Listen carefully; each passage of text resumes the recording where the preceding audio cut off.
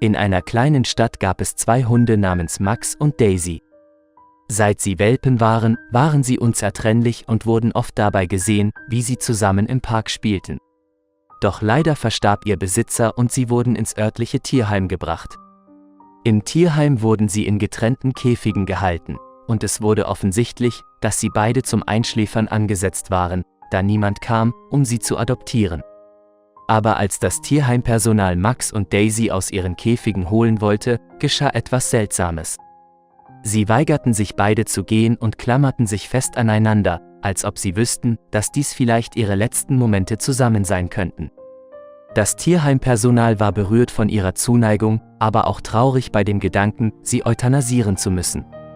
Sie beschlossen, ihnen eine letzte Chance zu geben und ihre Geschichte in den sozialen Medien zu veröffentlichen, in der Hoffnung, jemanden zu finden, der bereit war, beide Hunde zu adoptieren. Tage vergingen, und niemand meldete sich.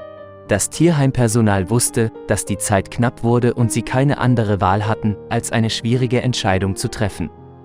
Sie beschlossen, Max und Daisy aus ihren Käfigen zu nehmen und sie in einen ruhigen Raum zu bringen, wo sie ihre letzten Momente zusammen verbringen konnten, sich aneinander festhaltend.